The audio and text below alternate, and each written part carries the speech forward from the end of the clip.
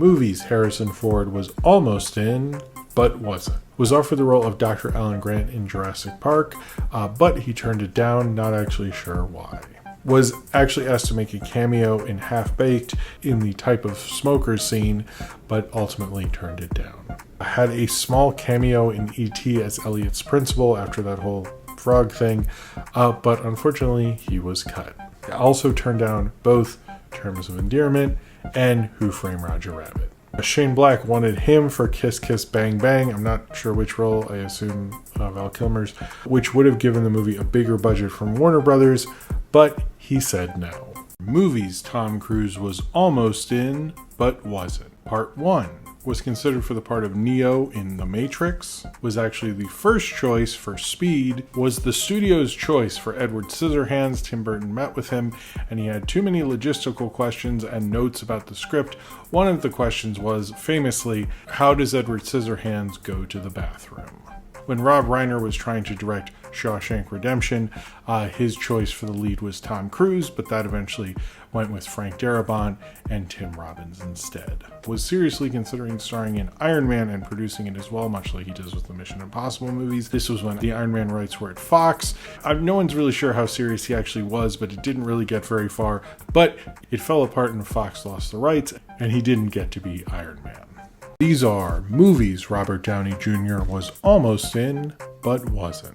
Was actually considered for Batman in 1989's Batman. He was approached for the role of Megamind in Megamind, but turned it down due to scheduling conflicts, but Will Ferrell got the role later. He was offered the lead role in Oz the Great and Powerful, but turned it down because he wasn't into it. Was originally set to star in Cowboys and Aliens, but had to drop out due to his commitment to Sherlock Holmes 2, which I think sort of worked out for him. Was considered for the lead in Ferris Bueller's Day Off, but Matthew Broderick got the role.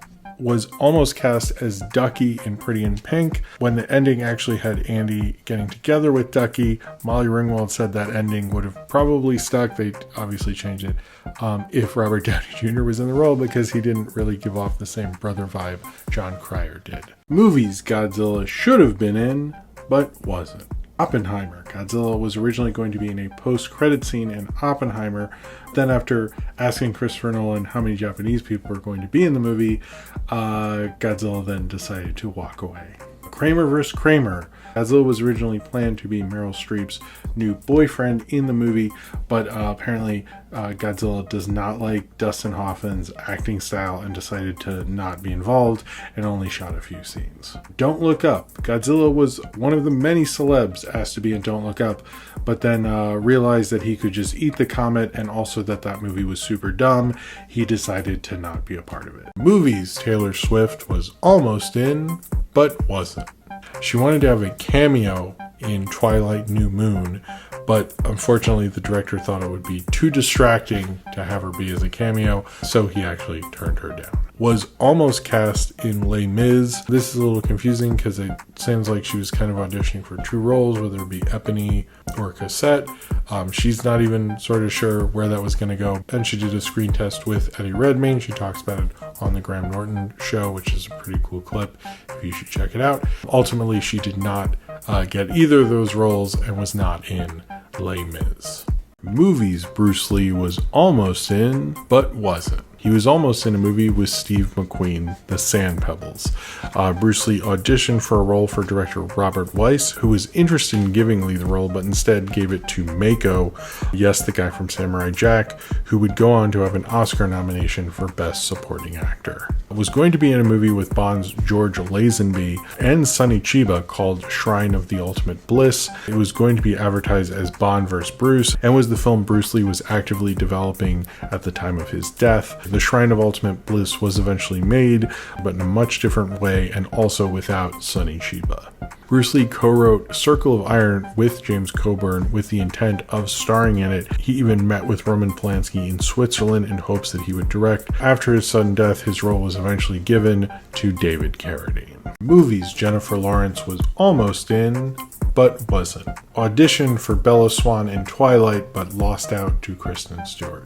Auditioned for Blake Lively's part in Gossip Girl. The creator of the show was actually really upset she didn't get it because he really wanted her to be in Gossip Girl, but unfortunately it went to Blake Lively. Tarantino was really interested in Jennifer Lawrence for the role of Daisy in The Hateful Eight and even met with her about it, but her schedule was too tight at the time to allow it, so Jennifer Jason Leigh got the role instead. Filmed a cameo as Frida Felcher for the sequel of Dumb and Dumberer, but later requested it be pulled, and it was, so it wasn't in the movie. These are movies Timothée Chalamet was almost in, but wasn't. Auditioned for Spider-Man in Captain America Civil War, but lost out to Tom Holland. Auditioned for Bates Motel, but used the wrong Psycho reference point. He thought it was like American Psycho, not like Psycho the movie, so he didn't get the role, but Freddie Highmore did instead. Christopher Nolan cast Timothée Chalamet in Interstellar, saying that his talent was immediately apparent in the audition. He would have considered casting him in Dunkirk, but unfortunately he's not British. Auditioned for the role of Patrick in Manchester by the Sea. Movies Jason Statham was almost in, but wasn't. Even though Jason Statham is known for playing Deckard Shaw in the Fast and Furious franchise, he was originally almost made his debut as Owen Shaw, his younger brother, but eventually decided to cast him as Deckard instead and got to have his long-running character. Was offered the role of Agent 47 in Hitman, the 2007 one. After Vin Diesel was dropped from the project, Timothy Olyphant eventually took the role. Was considered for Deadshot in Suicide Squad. Was offered the lead role in Bronson, but was unavailable at the time. Stuff Brie Larson was almost in, but wasn't. Auditioned for the role of Penny in The Big Bang Theory, but was told she was too young for the part. Auditioned for Carmen Cortez in the original Spy Kids. Auditioned for Katniss in Hunger Games. Screen tested for Sarah Connor in Terminator Genesis, but didn't get the role because the casting director said they didn't think she could carry a gun, even though she didn't actually carry a gun in the screen test. Guess it was sort of just a vibe thing they felt. These are movies Sylvester Stallone was almost in, but wasn't. Part 1. Face Off, but instead of Nicolas Cage and John Travolta, it was originally going to be Schwarzenegger and Stallone. That's who the studio wanted at first, but obviously it went a different way. He was originally going to star in Beverly Hills Cop, in a much different movie that he kept rewriting and making darker and more expensive, so they ended up firing him because that's not Beverly Hills Cop at all. But then he channeled all his weird, dark, expensive ideas into a different movie with the script of Cobra. Paramount was apparently trying to lure Stallone to write, direct, and star in Godfather Part 3.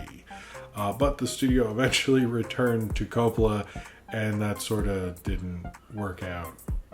Or did?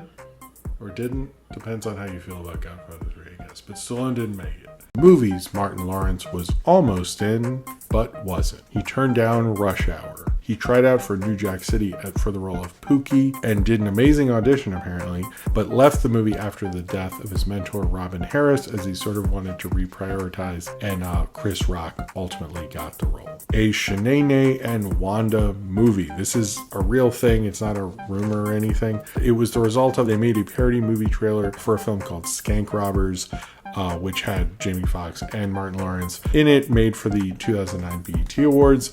And they actually got, in 2009, Screen Gems acquired the Shanae and Wanda movie. Jamie Foxx was set to write the script, and him and Lawrence were to produce, but nothing really happened with it, but it actually seemed to get some steam, so it's not a rumor. Movies Jane Fonda was almost in, but wasn't. She was offered the role of Chris McNeil in The Exorcist, but that ultimately went to Ellen Bernstein. She actually passed on Norma Ray, turned down the role of Nurse Ratched in One Flew Over the Cuckoo's Nest. While writing Contact, the authors of that, Carl Sagan, yes, that Carl Sagan, and Ann Dwyer thought of Jane Fonda for the role that would eventually go to Jodie Foster. She actually turned down the role that would eventually go to Julie Christie in Dr. Zhivago because the filming was primarily in Spain and it would take 9 months, and she didn't want to leave her fiance for long weeks at a time. But after a little bit, she changed her mind and then tried to get the role back. But unfortunately for her, Julie Christie had been cast. She often has said that of all the movies she turned down, this is the one she regrets the most.